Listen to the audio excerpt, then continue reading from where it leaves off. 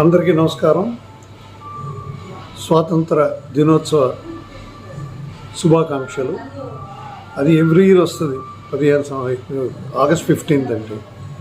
అసలు ఇవాళ ఆయనందుకు నేను చాలా రోజులుగా కథానంద లహరి అంత కష్టపడి చిరావూరు మదన్ మోహన్ గారు అంత ఓపికగా మాట్లాడుతూ ప్రతి దానికి ప్రతి కథకి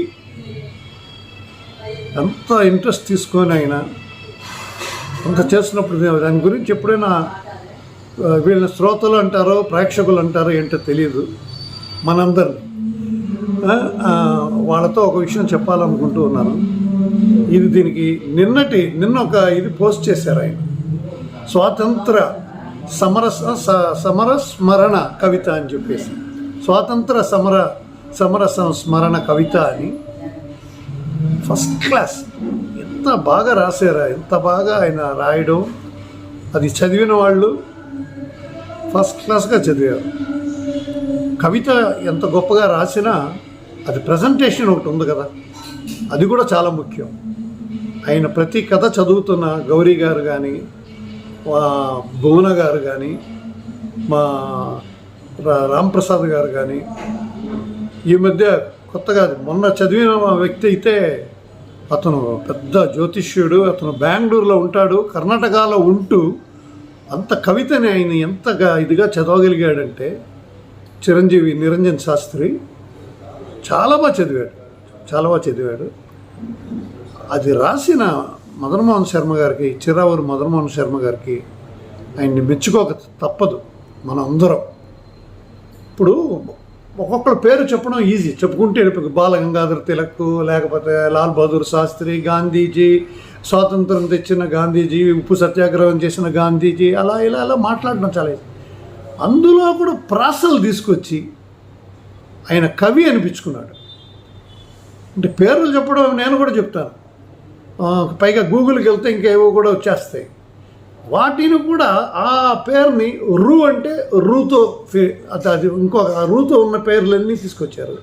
అది చాలా కష్టం. నేను ఎన్నిసార్లు విన్నానంటే నిన్న ఆయనకి చెప్పలేదు. అది ఒకేసారి మీతో చెప్పినప్పుడు ఆయన వింటే ఇంకా సంతోషపడతాడని ఆయనకి చెప్పలేదు నేను. చాలా బాగుంది. ఇలాగా మనకి ఇది ఎంత హెల్ప్ఫుల్ అంటే టైంపాస్. నేను ఫ్రీక్వెంట్ ఫ్లయర్ అనమాట, హైదరాబాద్. మా వృత్తి హైదరాబాద్ అయిపోయింది. నేను ఉండేది చెన్నై. హైదరాబాద్కి ఫ్లైట్లో వెళ్తున్నప్పుడు వింటూ ఉంటాను అనమాట, హెడ్ఫోన్ వేసుకొని.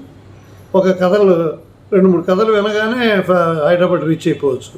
అలాగే ట్రైన్లో వెళ్ళినప్పుడు, ఎప్పుడైనా ట్రైన్ ఎక్కితే ట్రైన్లో అలాగ టైం పాస్ అవుతుంది మనకి. బుక్ చదవాలనుకోండి చాలా కష్టం, బుక్ మోసుకెళ్ళాలి. బుక్లు ఇప్పుడు ఆ కల్చర్ మారిపోతూ ఉంది. ఎవరు న్యూస్ పేపరే చదవట్లేదు మనం, అది కూడా టీవీ ఫోన్లోనే వచ్చేస్తున్నాయి. టీవీ ఎవ్రీడే న్యూస్ అలా ఉండబట్టి దాంట్లో ఆయన అంత ఇంట్రెస్ట్ తీసుకొని పద్దాకా ఆయన గురించి చెప్తున్నానని కాదు, it's not a easy job. అంత జరుగుతుండగా దీనికి టెక్నీషియన్స్ అంటారు.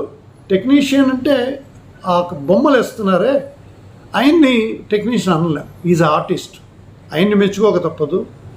ముఖ్యంగా ఈయన ఇంత గొప్పగా రాయొచ్చు, ఇంకా మా గౌరీ గారు వీళ్ళు గొప్పగా మాట్లాడవచ్చు.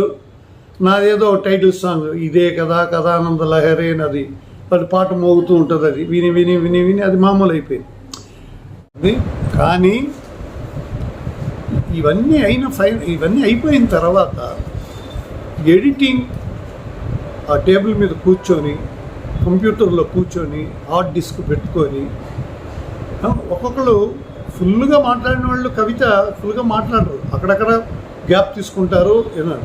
వాటి మళ్ళీ మనకు తెలియకుండా ఫుల్గా ఒకేసారి మాట్లాడినంత లెవెల్కి జాయిన్ చేస్తూ చేసిన చిరంజీవి, బంగారు తల్లి. ఇంత చిన్న పిల్ల మా మనవరాల్లాగా, నా మనవరాల వయసు వాడికి. సురక్ష, చిరంజీవి సురక్ష ప్రదీప్కి చాలా, ఆ అమ్మాయిని చాలా మెచ్చుకోక తప్పదు మనం అందరం. లాస్ట్లో వస్తుంది ఆవిడ, ఏదో ఒక బాలచందర్ లేకపోతే దాసనారాయణరావు ఒక రాజమౌళి లెవెల్లో ఆవిడే వేసుకుంటుంది అనుకుంటా. అడగాలి ఆవిడ్ని, ఏమ్మా ఆ స్టైల్లో వేసుకుంటున్నావా, షీ డిజర్వ్స్. ఎంత ఇంట్రెస్ట్గా మొన్న ఎవరో చెప్పారు, ఆయన ఇప్పుడు నాకు గ్యాప్ ఇచ్చాడంటే కథ రాయడం అవి ఇవ్వకపోతే, తాతయ్య ఏంటి ఎక్కడ ఇంకా కవితలు ఎక్కడ నేను వర్క్ చేయాలి అని అంత ఇంట్రెస్ట్గా ఆ పిల్ల కూడా ఇన్వాల్వ్ అయిపోవటం. అందువల్ల ఇదంత బాగా సక్సెస్ అయింది. ఇంకా మనందరం ప్రోత్సహిస్తే ఇంకా ఏవేవో ఆయన ఇంకా చేయదలుచుకుంటాడు, డెఫినెట్గా చేస్తారు. మరొక్కసారి మీ అందరికీ నా నమస్కారాలు, సంగీతాభివందనాలు చెప్తూ చిర్రావూరు మదన్ మోహన్ గారికి ధన్యోస్మి సార్. మాకు ఒక అవకాశం ఇచ్చినట్టే, ఎన్నో టీవీ సీరియల్ చేస్తుంటాం, సినిమాలు చేస్తూ ఉంటాం, ఇది మాకు అవకాశం ఇచ్చినట్టే. కథానంద లహరి సమూహ సభ్యులకి నమస్కారం. ఇప్పుడు వినబోయే స్వీయ కవిత జననీ జన్మభూమి, రచన చిర్రావూరు మదన్ మోహన్.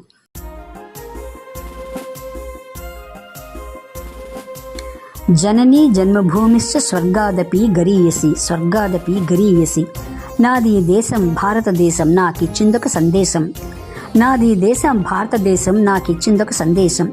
అప్పటికైనా ఇప్పటికైనా ఎప్పటికైనా అతిథిగా వచ్చిన వారికందరికీ 2 చేతులు జోడించి ఇవ్వాలంది స్వాగతం. గతంలో ఇచ్చిన స్వాగతాలను బలహీనంగా మదిలో ఎంచి బహిమినీ సుల్తాన్ బాబర్ వంశులు తెల్లవారి నుండెల్లరకు భారతదేశంపై ఓ కన్ను, భారత సంస్కృతిపై ఓ కన్ను, భారత సంపదపై ఓ కన్ను, భారత సంతోషంపై ఓ కన్ను, భారత వాసులపై ఓ కన్ను, భారత జాతిపై ఓ కన్ను, భారత భాషలు పలికే ఎందరో భారత భక్తులపై ఓ కన్ను, భారత మలయ మారుతమునిచ్చే భారత ఝరులపై ఓ కన్ను, భారత సంస్కృతితో పాటు భారత ప్రకృతిపై ఓ కన్ను, భారత హిమగిరిలో ప్రభవించి పారే జీవ స్రవంతులపై ఓ కన్ను, భారత పంటలపై ఓ కన్ను, భారత ప్రగతిపై ఓ కన్ను. వీరందరికీ భారత పూల తేనెలు మేము చవిచూపాం, భీతి అన్నదే ఎరుగని మా భారత కవితలు చవిచూపాం. భారత వీర కీర్తి కత్తులు పదునులు వీరికి చవిచూపాం, భారత కవుల కలమల వెలిసిన వాడి కవితలను చవిచూపాం. తరగని ప్రకృతి సంపద మనది, తరగని ఋషుల తపోబలం మనది, పొట్టకూటికై ముట్టడి చేసిన అందరి తరిమిన దేశం మనది. వసుదైవ కుటుంబకం అని వసుదకు చాటిన దేశం మనది, రాజ్యాలన్నీ అంగీకరించిన అగ్రరాజ్యం మనది, భారత అగ్రరాజ్యం మనది. కానీ ఇక్కడ మనలో కొందరికేమో ఎటు చూసినా అవకతవకలే కనిపిస్తాయి, కొందరికేమో ఎటు చూసినా ప్రగతి పదాలే కనిపిస్తాయి, కొందరికేమో ఎటు చూసినా అసంతృప్తులే కనిపిస్తాయి, కొందరికేమో ఎటు చూసినా తృప్తికరములే కనిపిస్తాయి, కొందరికేమో ఎటు చూసినా అవరోధాలే కనిపిస్తాయి, కొందరికేమో ఎటు చూసినా ఆమోదాలే కనిపిస్తాయి, కొందరికేమో ఎటు చూసినా అవరోహణలే కనిపిస్తాయి, కొందరికేమో ఎటు చూసినా ఆరోహణలే కనిపిస్తాయి. ఆదిలో అంతా సమ్మతమంటూ భిన్న మతాలు ఉన్న దేశంలో భిన్న భాషలను భాషించి భిన్న రాష్ట్ర వ్యక్తులకు భిన్న సాంప్రదాయాలలో పెరిగి భిన్న సంస్కృతులు పాటించి భిన్నత్వంలో ఏకత్వాన్ని చూసే దేశంలో ఇది సహజం. బయటకు కనపడనట్టి బరువు బాధ్యత లేని బడబాగ్నులు దాగున్న బానిస బతుకుల నుండి శ్వేత దొరల వద్ద నుండి భరతమాత శృంఖలాల మోతబరువు తగ్గించిన మోహన్ దాస్ వారసులం. స్వాతంత్రం అన్నదేమీ వింత సంత సరకు కాదు, జోదంలో గెలిచినట్టే కౌరవ రాజ్యం కాదు. రామాయణ కాలంలో దశరథుడిని దబాయించి తెప్పించిన రాజ్యమల్లే ఇప్పించిన వరం కాదు. కలుపు మొక్కలొస్తాయని పంట పైర్లు నాపగలమా? అజీర్ణాన్ని తలుచుకుంటూ అన్నం తినకుండగలమా?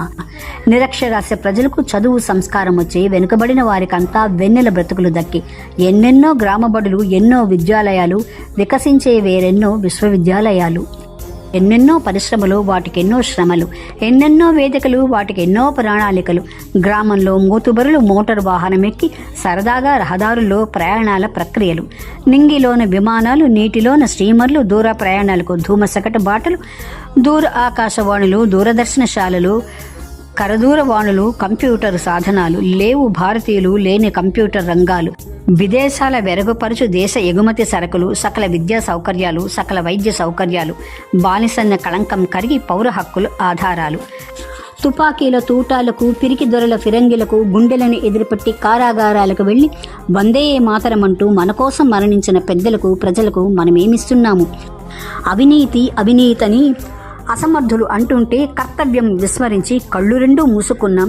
తెల్లటి గోడపై నల్లని మచ్చను చూస్తూ తెల్ల రంగును మరిచాం. జననీ జన్మభూమిశ్చ స్వర్గాదపి గరీయసి.